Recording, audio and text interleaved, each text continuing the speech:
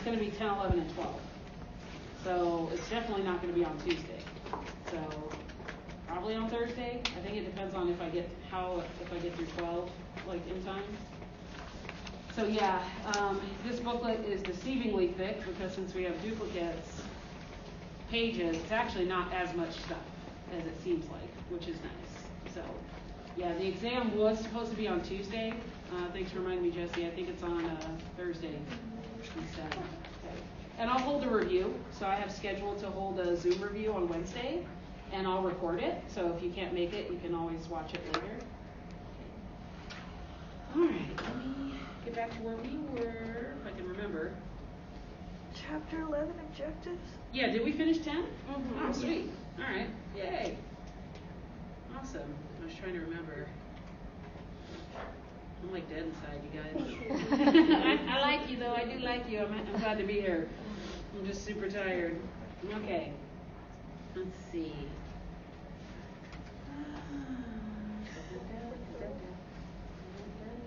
Chapter 11. Okay, cool. All right, so chapter 11 is actually, I think we will have the exam on Thursday because chapter 11 is pretty short. So we should be able to maybe even introduce a little bit of 12 today. So chapter 12 is all the eukaryotic organisms. So it's divided into 3 parts, which is fungus, protozoa, and helminths. So that's what chapter 12 is about. Chapter 11 is about prokaryotic organisms. So a lot of this is review from the first unit. Hopefully you're kind of realizing that now we're talking about the different classifications of organisms again. So chapter 11 is all about the prokaryotic organisms. So we talk about their taxonomic groups, so how you put them into different categories based off of their similarities. And then one of the things that you should know and be able to do, so when people ask like, is this going to be on the test? I'm like, yes, you should be able to list 2 different bacteria, and they need to be bacteria. So if you tell me like coronavirus, I'm like, no, that's not bacteria. So be able to spell their full scientific name.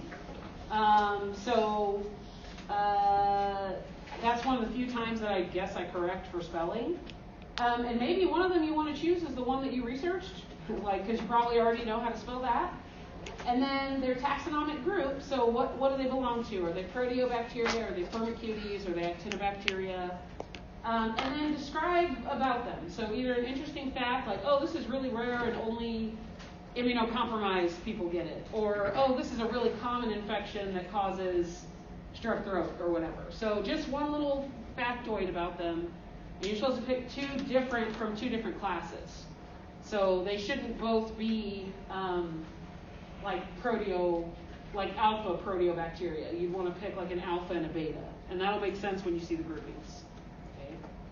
So that is one of your objectives. And then the other one really is to understand what the different groups are, like why the bacteria are in the different groups. Like what are the traits that put them in those different groups. All right, so the biggest group is a phylum that's called proteobacteria. And this is most of the gram-negatives. And most of these guys are chemoheterotrophs. So remember a chemoheterotroph, that's actually like what we are. We use chemical energy, and we get our energy from organic, our carbon comes from organic molecules. Some of them, though, are photosynthetic. So it's kind of a little bit diverse, but most of them are chemoheterotrophic. This is the largest group of bacteria, as I said. And so it's further separated into 5 classes. So remember we said there's, King Philip comes over, so I have to do it in my head. Phylum, order, class, family, genus, species. So within this group called proteobacteria, there's 5 subgroups that are called classes. So they're given a Greek designation of alpha, beta, gamma, proteo, delta, and epsilon. So this is how they're related in a very simplistic way. This is the little branch that is all the proteobacteria. So most of the gram-negatives are in this group. How you can interpret this is that because they're proteobacteria, they all have a common ancestor of some sort. And then you could assume that alpha, beta, and gamma are more similar to each other than they are to delta and epsilon. And then delta and epsilon are going to be more similar to each other than they are to any of the other ones because of the relationship that it's showing on the tree. But because they're all proteobacteria, they're all gram-negative, and they also have a common ancestor. But then they kind of diverge into these different classes. So in the book chapter, they give a lot of details about each of these groups. But I tried to just summarize what I saw as, I guess, the main characteristic of each group. So the alpha proteobacteria are typically things that are found in like the water, and they live in areas that don't have a lot of nutrients. They have what they call unusual morphology, so they make these little projections called prosticiae, which are kind of like the term prosthetic. It's like a little fake like appendage that they use. So they're not always perfectly round or bacilli. Sometimes they can look like stalks or stems.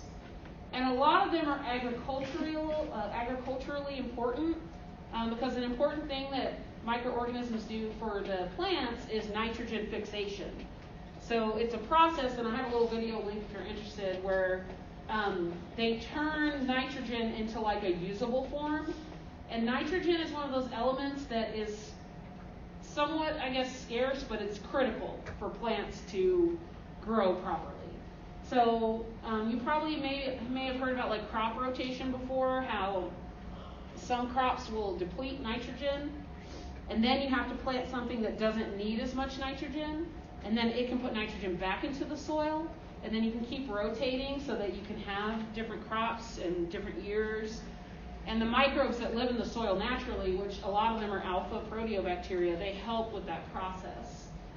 There is human pathogens in this group, and the one of note are Rickettsia, which that should, I guess, technically be italicized. That's the genus. So Rickettsia are obligate intracellular. So what does that term mean? If they're obligate intracellular.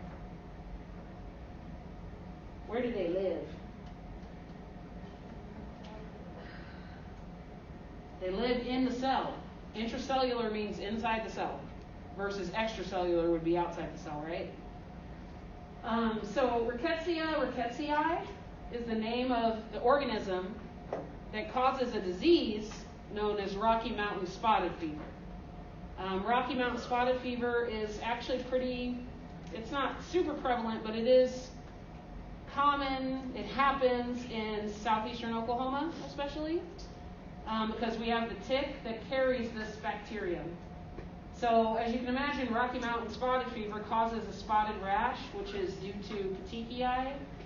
That's where you have bleeding in the blood vessels that leaks under the skin.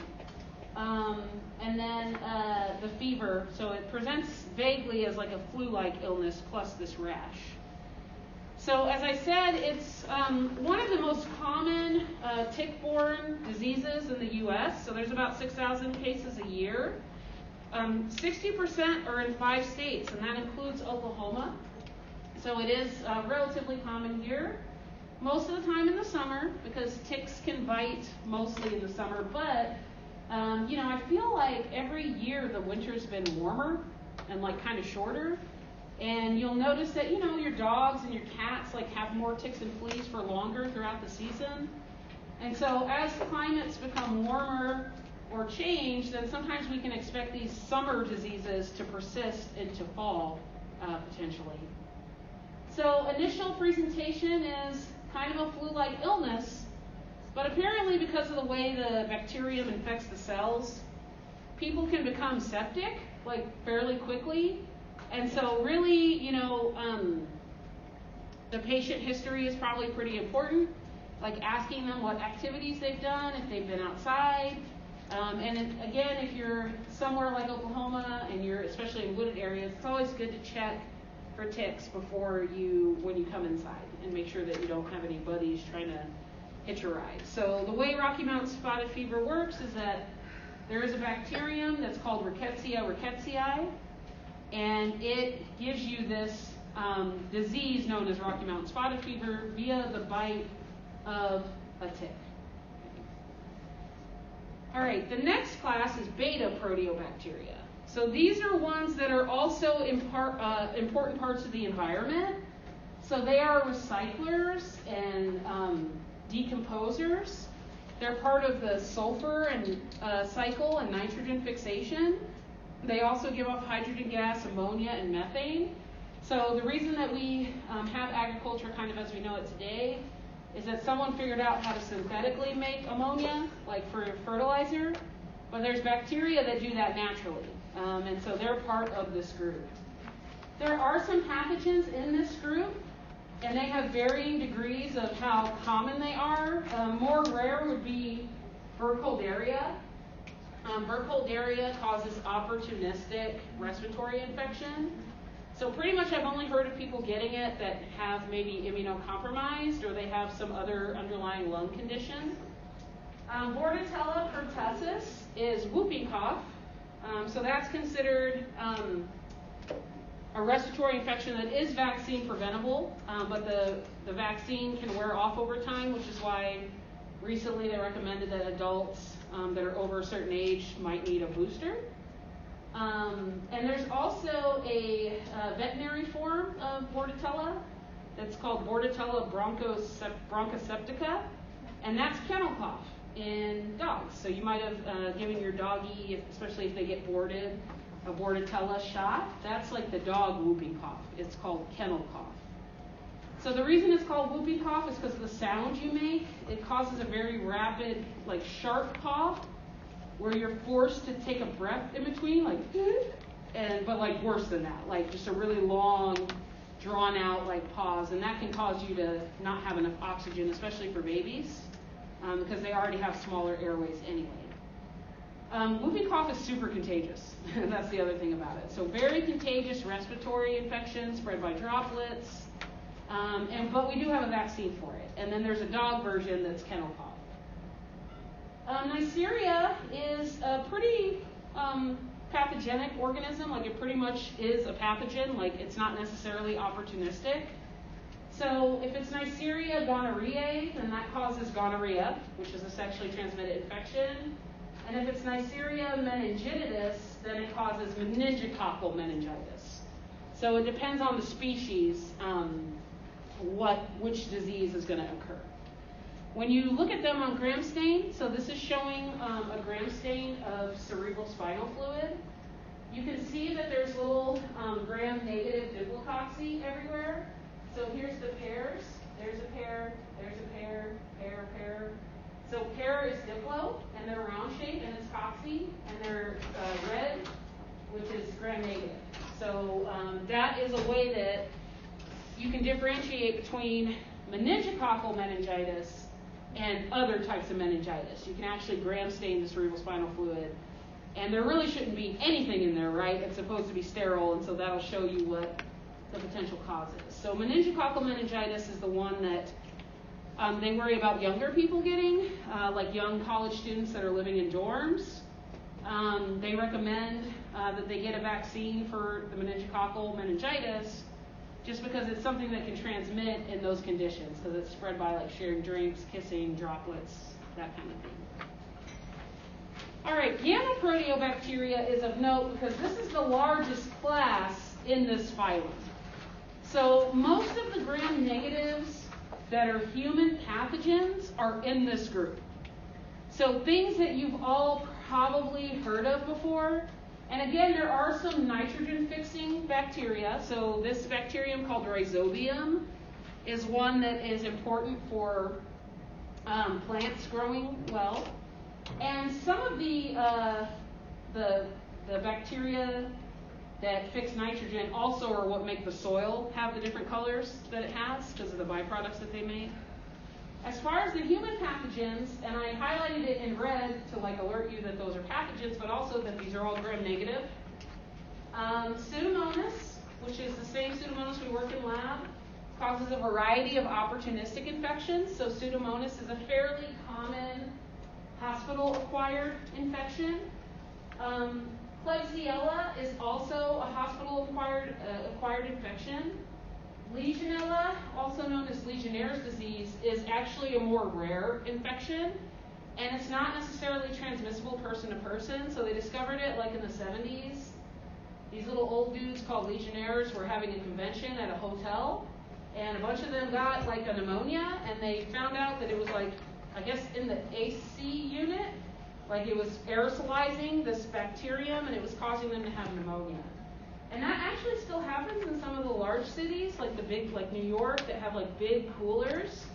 And then I've even heard tales of it possibly being a risk like with misters. I don't see misters here as much in Oklahoma, but in Arizona, like it's the only way you could really be on a patio and not want to die. And that aerosolized water that's not necessarily sterile, right? It's like tap water. It can have bacteria in it that you could inhale. But most people don't get sick with Legionella unless they have some underlying condition, like being older, you have a compromised immune system. So Legionella and Klebsiella are gram-negatives that can cause pneumonia. Then there's the one that causes food poisoning, which a lot of you are familiar with. Salmonella, E. coli, those are more commonly related to food. And then Shigella, you're more likely to get from another person. So someone who's handling your food, or if you're a caretaker for someone that's sick with Shigella. Shigella is a little bit more contagious or infectious than the other enteric diseases. Then you have Vibrio, which causes cholera. So cholera used to be something that wiped out a lot of people. Vibrio likes what they call brackish water, which is where it's like semi-salty. And that's water where people tend to hang out, right? Because that's like at the edge of the ocean or where they're raising their food or whatever. And so there would be huge cholera outbreaks seasonally due to the contaminated water. So the water would get contaminated with fecal matter from other people. And then people would die from extreme dehydration. Like you would literally lose liters of fluid within 24 to 48 hours. And sometimes when we have natural disasters, like I remember when we had the earthquake in Haiti back in I can't remember if it was 2008 or 2004, but they were having outbreaks of stuff like that, like cholera, because they had a breakdown in their hygiene system because of all the damage due to the earthquake. Yersinia pestis, like a pest, is what causes the plague. So that was the Black Death back in the Dark Ages in like the 1500s. There's different forms of the plague. So there's pneumonic plague, which is like airborne. And then there's bubonic plague, which is where you get what are called buboes.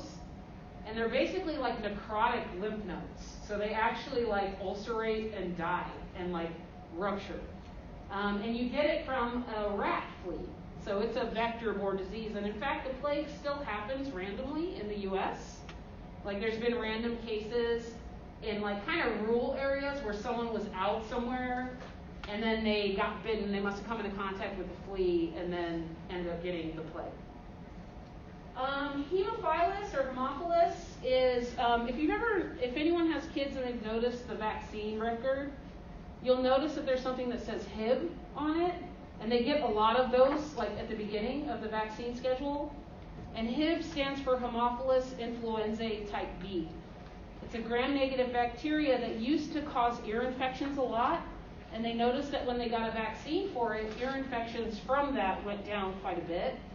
But Hib is particularly dangerous for little kids because it can cause invasive disease. So they can get like really severe pneumonia, like bone infections, epiglottitis, which is a serious complication that can compromise your airways. So this is not all of the bacteria in this group, but it's just a sampling of some of the ones that are like common. Okay, so gamma proteobacteria is most of the gram-negatives, many of them that are human pathogens, like ones that you've probably heard of before, are in this group. All right, delta proteobacteria is a lot of the sulfur cycle organisms.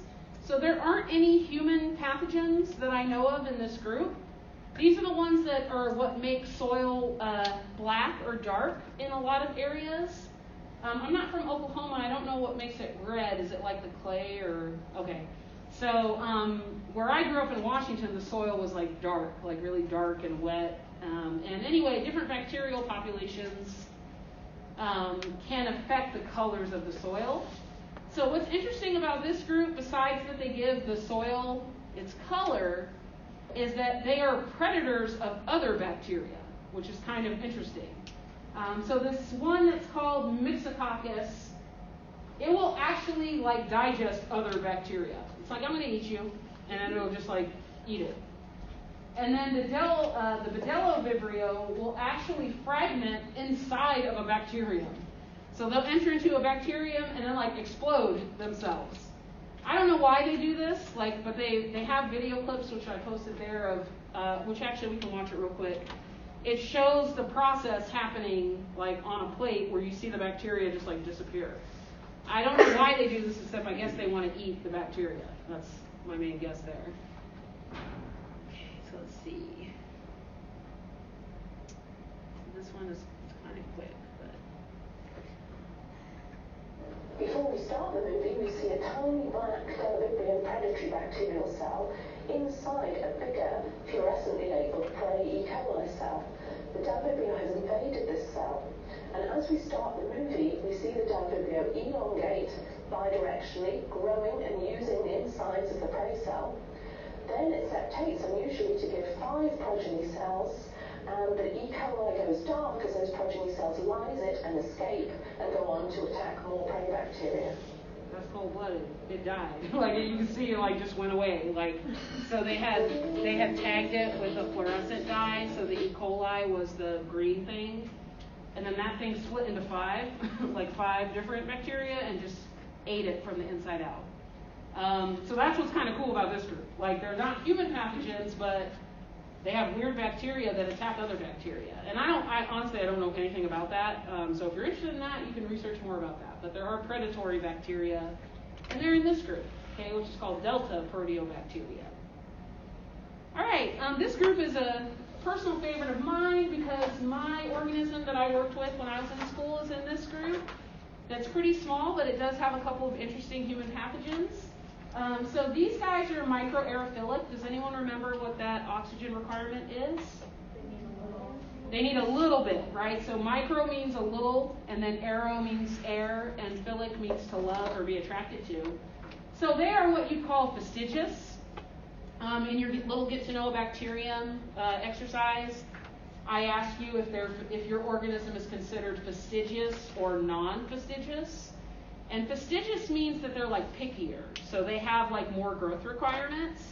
So these would be considered fastigious organisms. They have a lot of, it takes a little bit more to get them to grow. So the 2 in this group that are of note clinically are Campylobacter jejuni, which is the one that I studied when I was in school. And it's actually a leading cause of foodborne illness and also has agricultural impacts because it can cause spontaneous abortion in animals, especially sheep. So there's a species that's called Campylobacter fetus that's known to do that. And Campylobacter jejuni is kind of one that most people haven't heard of. Most people are familiar with E. coli and Salmonella, but they don't know as much about Campy. And Campy is native to the chicken, like to poultry. So the poultry that we use for nuggets and chicken breasts, like they just naturally become colonized with Campylobacter. So the broiler chicks, which are raised to be food, they have unfortunately kind of a short life. Like they've been kind of genetically bred to get a huge breast within like 42 days that they're alive. And then they usually see that no matter how good their hygiene practice is, within the first week to 10 days, these little chicks become colonized with Campylobacter. And it doesn't hurt them, it doesn't seem to do anything to the chicken, but it can be pathogenic if a human ingests undercooked poultry. Or they've also seen it associated with drinking raw milk, which you'll hear me say, like, don't drink raw milk, like, because it's not clean, basically. Campylobacter has also been associated with what they call traveler's diarrhea. So any of you who have maybe traveled to another country, sometimes you end up unfortunately getting diarrhea. Like in Arizona, we had a lot of people that would go to Mexico for spring break, and sometimes they would, either drink or eat things from unknown sources. Like they always recommended that you drink bottled water and stuff like that. And people would get diarrhea. Oftentimes it was probably E. coli, but it could be something like Campylobacter too. It's like an underrepresented cause of traveler's diarrhea. which in Arizona, I don't know if they call it this other places, but they called it Montezuma's Revenge, which was like your spring break poops that you got when you went traveling somewhere. Helicobacter pylori also has an interesting story. That's what's linked to peptic ulcers. And so the discovery of Helicobacter as a cause for peptic ulcers is what won someone the Nobel Prize, and I can never remember his name, which is terrible. But he basically infected himself on purpose with Helicobacter. So he drank it, I guess, or did something with it, and he developed an ulcer and was able to see that's how because no one believed him. I guess before then they were oh, ulcers are something that happens to old, stressed out white dudes that are middle aged. They're the ones that get ulcers. They really thought it was stress, and I don't think stress helps, but it's not the actual etiology. Stress is a contributor, but a lot of times when someone has an ulcer, not always, but a lot of times they have Helicobacter. So Helicobacter pylori likes to hang out in the pylorus of the stomach, which is where the name comes from. Helicobacter kind of sounds like helicopter, right? So at the end of the cell, it's got this little tuft of flagella, and it's it burrows into the lining of the stomach. And then it secretes this enzyme that's called urease, and urease will raise the stomach pH in that area so that it can survive. Because you know how the stomach is super acidic? Most things would get killed by your stomach acid, but Helicobacter can produce urease, which will help it survive the stomach acid. So there are lab tests you can do that are called urease tests. It's a type of biochemical test. If that organism is urease positive, it'll turn that tube a hot pink. And if they're urease negative, you will not see that hot pink color change. So Helicobacter has all kinds of interesting diagnostic tests too. I don't know what the standard is anymore. If you had a bleeding ulcer, they could do endoscopy and they could go take a biopsy, and then they can do different things to that tissue. I think they can do biochemical testing. They can attempt to culture it, although it's kind of hard to grow. I heard of them doing a breath test where you do you know about that, Kylie? I did a breath test. Yeah, so what for carbon dioxide or whatever. Byproducts. Yes, I did make something, wait 15 minutes, and then bring it to a paper bag. Yeah, and then they send it off to a lab. And so, if you are colonized with Helicobacter, you'll give off byproducts of their metabolism. Have you heard of dogs being able to sniff cancer and stuff like that? Certain, conditions can cause you to give off odors that are undetectable by us, but they can be detected by dogs and other lab methods. The other thing I heard is called a string test, where you swallow a string that has a little, I don't know if it's gauze or whatever attached to it, and it dips in there, and then they take it out, and then you can use that to culture it, which sounds terrible, but it's probably not, that bad. I don't even know. It sounds bad. And then the treatment for Helicobacter is antibiotics, but you have to be on them for a long time. They're not really sure how people get Helicobacter. They think it's fecal-oral transmission, most likely. If you have it, it's more likely that someone in your household might have it because you tend to share germs with people that are in your house. And then there's some parts of the world where it's more common. I think in Asian countries, they've seen a higher prevalence of these ulcers and people being colonized with Helicobacter. Yeah. And whenever I got mine, this all makes so much more sense because it was a bacterial. Yeah, you're what are you doing? Yeah, it was a bacterial thing because we had just moved out to the country in the middle of nowhere on a brand new well water system. So they thought that I maybe got some bacteria from the water in the well water, which stress is another thing with me, and that caused the lactobacillus. Yeah, and I think the issue with stress being such not a cause, but a amplifier of certain things is because it's linked to inflammation. Stress is linked to immune system dysregulation. So that's Helicobacter. It's related to Campylobacter. They have a similar shape. They're curved rods. They're both microaerophilic. Both cause gastrointestinal issues. And they're in this group called epsilon proteobacteria. Okay. All right.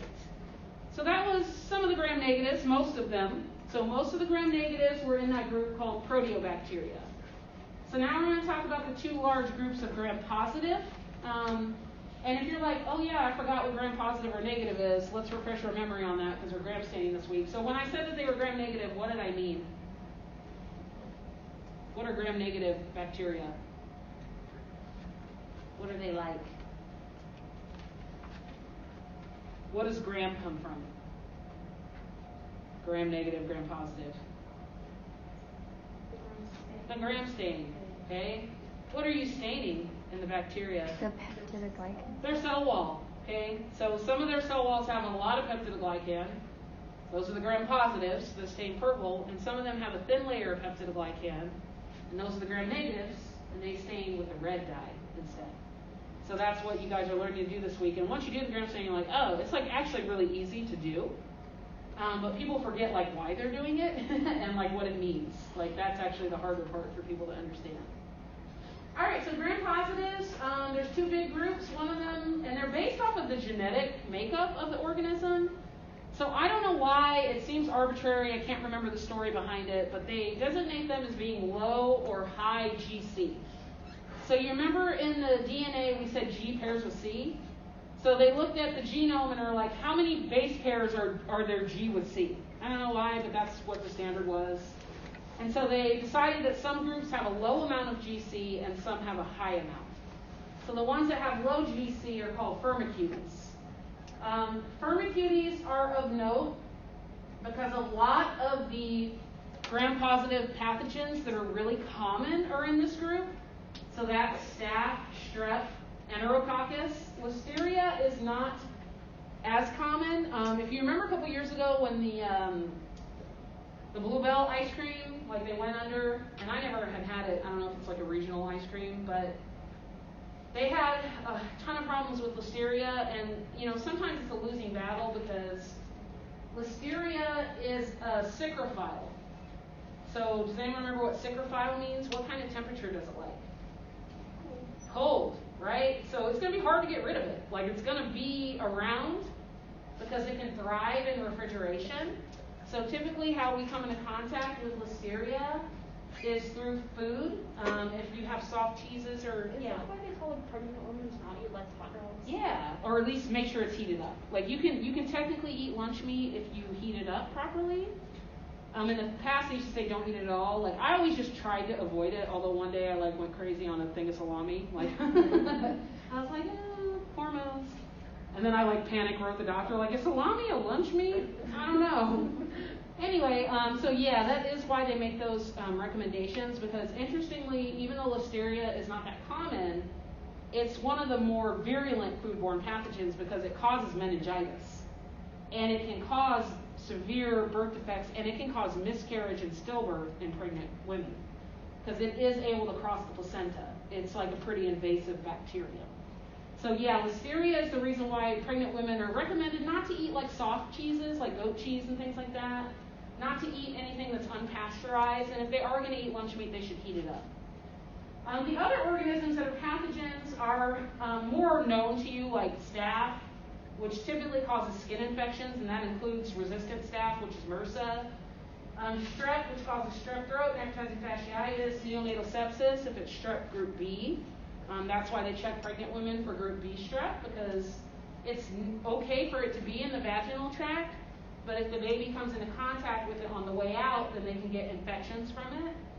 And then pneumonia. So if you have ever gotten a pneumonia vaccine, what they're vaccinating you against is Streptococcus pneumoniae.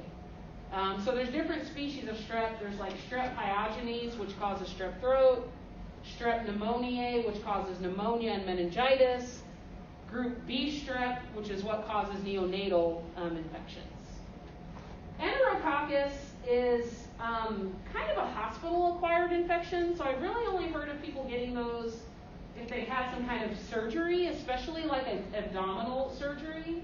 Like let's say you accidentally nick a bowel during surgery, then the bacteria that are in your colon can leak into the abdominal cavity and you could get an infection that way. So these are also the most common causes of gram-positive sepsis. And so they are associated with hospital-acquired infections when you have some kind of invasive thing in your body. These bacteria live on your body naturally, and so then they have a way in when you have those procedures done. The ones at the top are really interesting because they're spore formers. Does anyone remember what an endospore is? Like, why do bacteria do that? It's like dormant. And Yeah. it protects them. Yeah. They can find a host. Yep, awesome. Yep, so dormant structure to protect them until they can find a host. So spores are easy or hard to disinfect? Hard. They're hard to disinfect. And a lot of you guys know that because you've worked in clinics, you know about the issues with C. diff.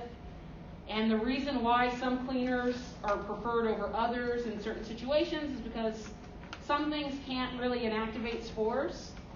The other thing I think I mentioned before, maybe in lab, is that the way they test that your autoclave is working properly is that they can do a spore test. So they have like a little thing of spores, and if those are inactivated, then that means your autoclave is working correctly, like it's hot enough and it has enough pressure. So there's only like 2 spore formers. And that's Bacillus and Clostridium. So if you've heard of C. diff, that stands for Clostridium difficile. And then it has a bunch of funky cousins that cause different things. So like Clostridium perfringens causes gas gangrene. Clostridium botulinum causes botulism. Clostridium tetani causes tetanus. And then Clostridium difficile causes pseudomembranous colitis. So you get this nasty, like, membrane on your colon and you get ulcers and it's very painful. So part of the reason why Clostridium is such a foe is because it's a spore former. It's a little bit harder to disinfect it. And you can carry those spores on your uniform and you can carry them from one person to another. They can kind of float around a little bit. And so a lot of times people will get C. diff, especially if they're on a strong antibiotic, if they're on a broad spectrum like clindamycin or something like that. Like if you've ever had to take antibiotics for acne treatment, you can end up getting diarrhea like kind of quickly. And I'm not saying that it's always C. diff associated, but being on antibiotic that's broad spectrum for a long period of time can disrupt your normal flora. And then that can let things like C. diff like flourish. The other spore former, so there's only 2. Clostridium is one genus, and the other one is Bacillus. And Bacillus is of note because of anthrax. So anthrax, some of you might be a little young to remember, but remember there was like bioterrorism like right after 9/11 where they were mailing anthrax. They were mailing like the spores. And then when you inhale them, they germinate in the lungs, and they cause a very severe pneumonia. And anthrax has a high rate of going to sepsis too. So once you have those lung symptoms, it has a fairly high mortality rate. There are antibiotics that you can take. I always forget what it is for anthrax. It's something like normal, like doxycycline or something like that. Like it's like some drug that you could just take. But I guess the problem is once you're symptomatic, those toxins that are produced by the bacillus really destroy the lungs. So you get like a lot of edema and a lot of fluid buildup, and that's what makes it hard to breathe, and necrosis too. There's some industry microbes, so lactobacillus, which is why we have milk products. They help ferment so that we get things like yogurt and cheese. And then in this group, there's something called mycoplasma, and this is what causes walking pneumonia. So Mycoplasma pneumoniae causes walking pneumonia, and the reason it's called that is because it's not quite as severe as like other pneumonia. So sometimes it's like one of those just, like the nagging kind of symptoms that last for a long time. Sometimes that can be a sign of walking pneumonia. All right, so all these things I just told you about are called firmicutes. So they're in this gram-positive low GC group. Here's their gram stains. You can see that they're all gram-positive. Staph, strep, and enterococcus are all COXY. And then listeria is actually a rod. So it's gram-positive rod. So if you looked at these gram stains and they didn't have a label, you'd be like, like, I don't know what it is, right? So it doesn't make any sense by itself necessarily. You figure out what it is in the context of combining it with other tests and with the clinical information that you're given. All right, the other gram-positive group is called actinobacteria, and these are the high GC, so they have a slightly different genetic makeup. Very pleomorphic, which means they take on a variety of shapes. So they're not just coccibacilli. Some of them have a club shape. Some of them have branching filaments that they grow in that's similar to what you see with mold. The human pathogens in this group of note is, the biggest one is Mycobacterium. Mycobacterium is what causes tuberculosis. Leprosy is not really much of a widespread thing anymore. It's like skin and lymph node infection, causes a lot of disfigurement. But tuberculosis still remains a problem in people that are immunocompromised. There's other bacteria, so diphtheria, which again, because we have a vaccine in this country, is essentially unheard of. It causes this gross coating to form on the back of your throat, and that can cause difficulty breathing. So it's like an upper respiratory problem. Propionobacterium is what causes acne. So acne comes from bacteria that live on your skin, and some of them like to live down in the oil gland, and they actually eat sebum, which is gross. And then when they eat it, it will oxidize it, and then there's a difference between like the closed and the open comedone. I always forget which one is which. Like, I think the open one is the blackhead maybe? Like it gets open to the surface and the fat oxidizes in the oil, and that's why it's black. And then the closed one is where you get a pustule, like it's closed off. But anyway, it's bacteria on your skin that are doing that. And that's why if you have severe acne or persistent moderate acne, then sometimes they can give you antibiotics to help get rid of those bacteria.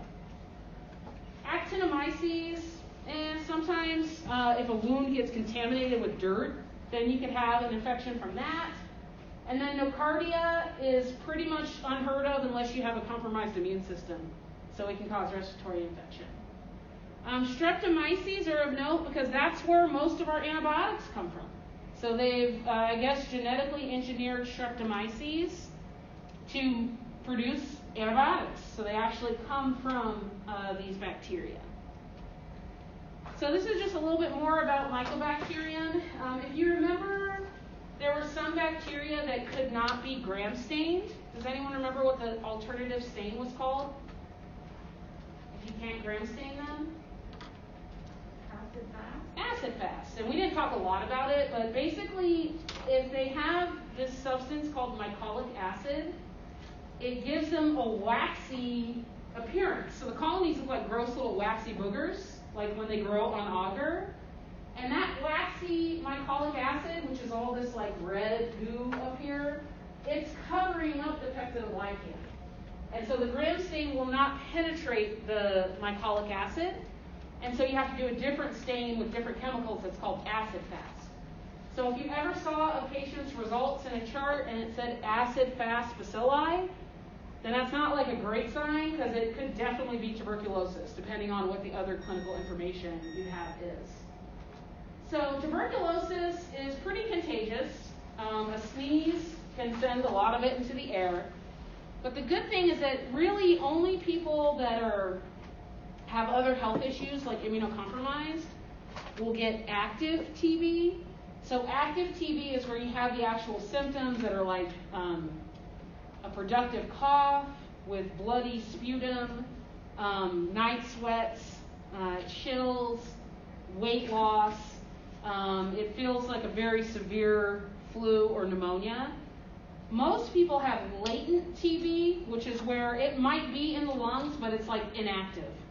So Mycobacterium will just hang out. If it does do damage to the lungs, especially if you have a strain that's highly resistant to antibiotics, then you end up getting basically necrosis in the lungs. And sometimes the only way to stop the infection from spreading is to do lobectomies, where you remove part of the lung. So with tuberculosis, it's one of those diseases that's been around for a while. When we first had industrialization, where people were living in close quarters in cities, I think they used to call it the consumption, like in Victorian times, like because basically it just kind of consumed the person, like made them kind of waste away and have that cough.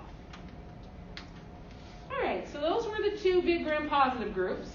Then we're left with the rest of the gram-negatives that were not proteobacteria, so they're called non-proteobacteria. So what's of note about this group is that they are photosynthesizers. So if you remember, photosynthesis is where you take sunlight energy and you use that to make food. And the good photosynthesizers for us are the ones that give off oxygen. So those are called the oxygenic organisms. So examples of that would be cyanobacteria. Cyanobacteria is what was called in the older textbooks blue-green algae. But they realized that it's not algae. It's actually bacteria. Algae is protozoa. So they're like single-celled synthesizers, photosynthesizers.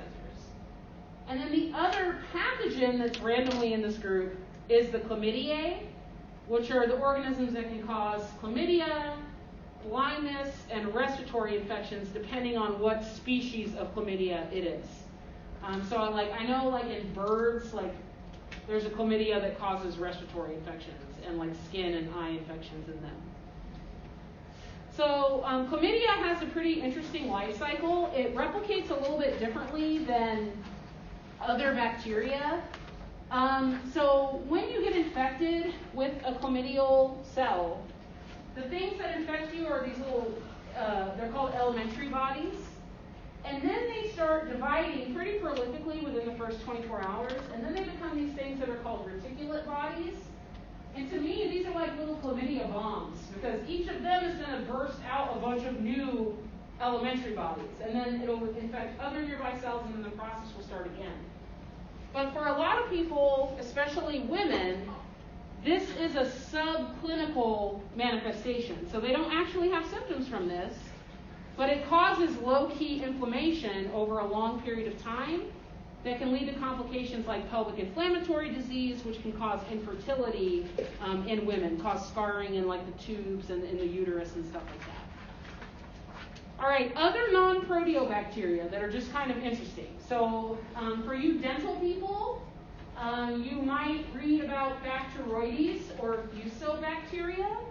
These are ones that, again, if your mouth is kind of a delicate balance, and I think genetically some people just have better microbes, they have better teeth, they have better genetics, and so maybe they're not as prone to the damage, but there's basically like good microbes and bad microbes, and in some mouths, if the bad microbes kind of overgrow, then that's when you can get stuff like tooth decay and gum disease, and so that's what things like Bacteroides and Fusobacteria can do. They can cause dental disease.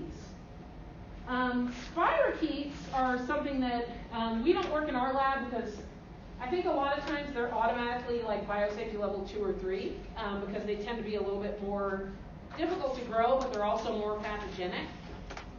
So in this group is Treponema, which causes syphilis, which is like a neurological sexually transmitted disease, so it's pretty dangerous. Borrelia is relapsing fever, and that comes from ticks. So Borrelia is actually what's implicated in Lyme disease. If you've heard about Lyme disease, it's kind of a chronic autoimmune-like illness where you've got like joint pain and fatigue and all kinds of like weird symptoms due to this bacterium that's called Borrelia. And the Leptospira, the only reason I mentioned it is because a friend of mine told me one time that her dad was in Vietnam, and you know, in Vietnam they're like in like trenches, like there's a lot of water around, like it's a jungle. And I guess he ended up getting meningitis, and it turned out it was from Leptospira, which is rare. It's a rare cause of meningitis, but because he happened to be in a tropical area, and he was in this warm water, and somehow it entered into him, and he ended up getting like pretty sick from it. But luckily he recovered. So Leptospira is pretty rare, but it can cause stuff like meningitis. Okay, so this is the examples. I mentioned the Fusobacterium. So they actually linked this to what they called trench mouth, which was a Great War affliction. So that was during World War I. If you think about it and you're a soldier, it's obviously very stressful and potentially life-threatening. And in addition to that, you have poor nutrition. And so the bacterial populations in your mouth are not going to be probably normal, like amounts. And so they would get what's called acute necrotizing ulcerative gingivitis. And so that is exactly what it sounds like, where necrotizing means death. And then ulcers are like holes or sores. And then Gingivitis is inflammation of the gums, so you're facing potentially tooth loss with something like that. This is showing the spaghetti of doom, as I like to call it, Treponema pallidum. It's what causes syphilis, and syphilis used to be that thing that made people go crazy back in the day before they had penicillin. So like I think it's been hypothesized that people like Shakespeare had syphilis, like some of those very creative people, you're like, how did they think of that? It's like, oh, he's on syphilis, like he's got like a brain bacterium. And then there's been some kind of terrible things regarding syphilis, like if you guys have heard of the Tuskegee experiments. What do you know about that, Sierra? Like, do you remember what that was about? The government already knew a bunch about syphilis, and they chose to infect a bunch of black people for research, yeah. Because, like, back then, you know, with all the, like, racism, they're like, black people experience pain differently? Question mark. No, they don't. They experience pain. Will this disease proceed differently in a black person? No. Like, they're still going to go crazy from neurosyphilis. And not to get political, but like, I was joking with someone that maybe Trump had neurosyphilis, but anyway, I'm not going to fight with anyone. You guys probably know what type of person I am. So, but anyway, like those Tuskegee experiments bring up a lot of ethical issues, right?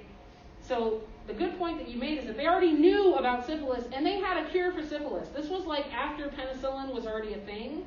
And so you don't do studies like that. Like you have to have like informed consent, which is where you know that you might be getting a placebo, which means that you're not getting the actual treatment, but you know that. Like you know that you're being given a placebo and that you might not have an effect. Whereas this was just like experimenting on them like they're animals. Like, and then a lot of people were dying from the complications of neurosyphilis, and that's why later on families end up getting compensated and stuff like that. So pretty terrible. But luckily now, syphilis is fairly treatable. There are some groups that are high risk. It causes severe birth defects, and so it's one of the first things that they test you for when you find out you're pregnant. They'll test you for syphilis because it's really risky for it to pass to the fetus. So that's why I call it the spaghetti of doom, because it looks like spaghetti and it makes you go crazy. Okay, and it can also potentially attack your baby. This is Lyme disease. You'll hear me say repeatedly how much I hate ticks. I hate ticks, fleas, and mosquitoes. I see no value to them. Ticks spread disease, like they spread misery. And so typically if you do get bit by a tick that is carrying Borrelia is this little spiral bacterium here. Sometimes, and I don't know what the prevalence is, you will get a bullseye rash, and that's kind of the acute phase, and this is the time where you want to take antibiotics, because that's when you have the best chance of curing the Borrelia infection. But if you don't notice that, or you mistake it for something else, which can happen because it looks kind of like nondescript, then you can end up having this syndrome of Lyme disease, which is kind of autoimmune, arthritic, joint pain, muscle pain, just kind of fatigue. Like, I think it can easily be mixed up with like chronic fatigue syndrome and like fibromyalgia and stuff like that. So I know there's a documentary, I haven't watched it yet, but I think it's called Under Their Skin or something like that. And it talks about people and their Lyme disease journey, like how for years no one believed that they actually had a disease. And it turned out it was an infection, like it is due to this nasty little bacteria. All right, so this is showing the relationship between them. But I have a diagram at the end that I find easier to understand, so I'll skip ahead to that. All right, so we just talked about bacteria, which is one domain, right? And then remember there's another domain that's called archaea. I don't mention a lot about archaea, even though they're like super interesting. I don't personally know as much about them. And the main reason we don't really talk about them is because they're not pathogens.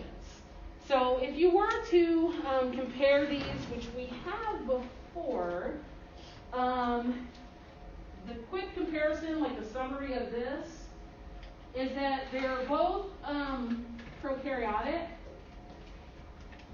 but they're in different domains, right? So one domain is called bacteria, and the other domain is called archaea. And the difference between them is that bacteria do have peptidoglycan, and archaea do not have peptidoglycan. So that's one big difference. That's why they put them in different domains. The other difference is that bacteria tend to be not as extreme. So they live in fairly steady, normal conditions. And archaea are extremophiles.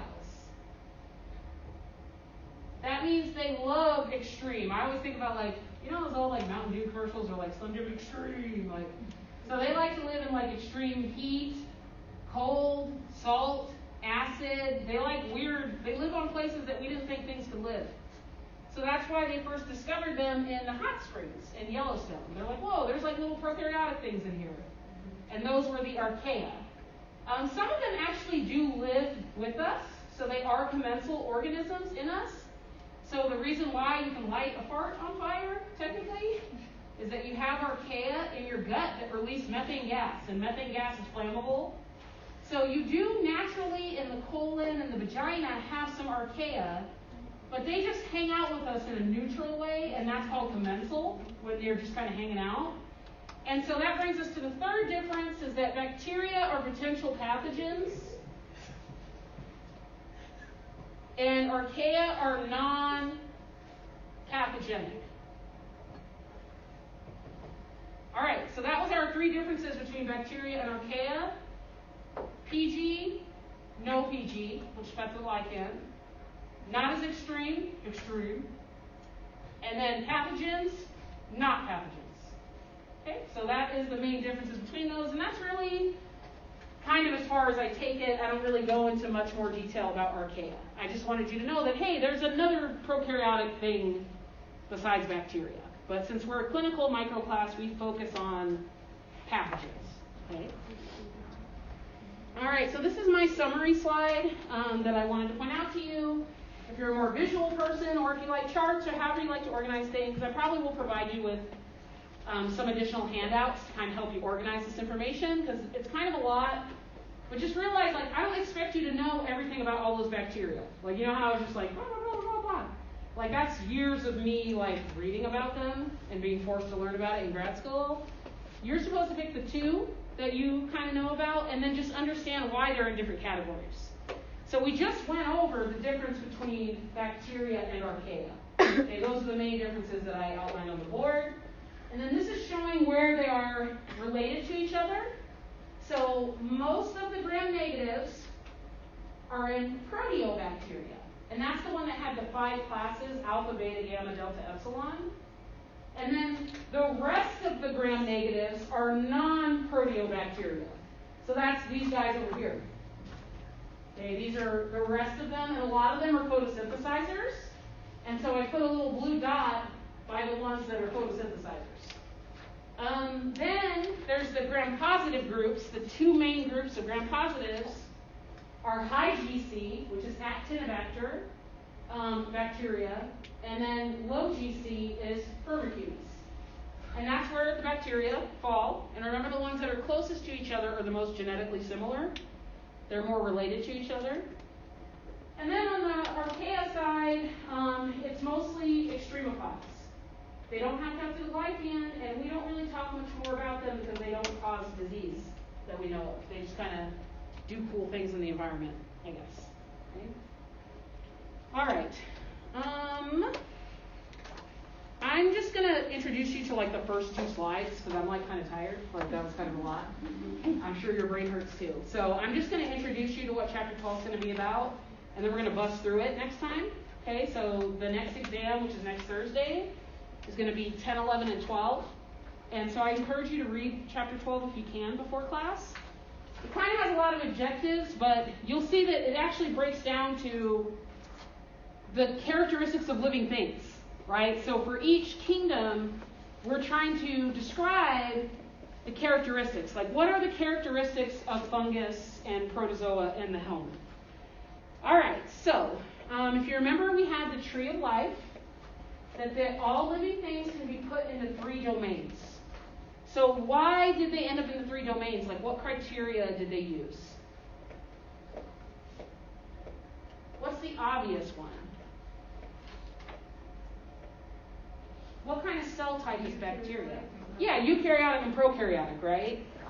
So they put them into these domains by cell type, because they realize there's only 2 cell types that exist. So that's actually kind of easy. And they're like, all right, so we'll put them by cell type. And then once we get our DNA technology going, then we'll do a molecular-based grouping. So we'll put them together by their genetic relatedness. And this, of course, is a very skimpy tree. The tree has way more branches on it than this. But anyway, so bacteria, this is part of that tree that we just talked about, right? So we talked about our 2 groups of gram-positives. They're not showing the individual gram-negatives, but these would be non-proteobacteria. And so we talked about the different groups and what some of their major characteristics are, right? So bacteria are prokaryotic. And then archaea are prokaryotic. And notice that a lot of them are extremes. They're methane producers, and they're heat-loving. Like there's different, like it says thermo, those are the ones that like heat. And they kind of serve as this connection, I guess, like between bacteria and eukarya, and this is what chapter 12 is about. So chapter 12 is about the eukaryotic organisms, and there's a lot of eukaryotic organisms.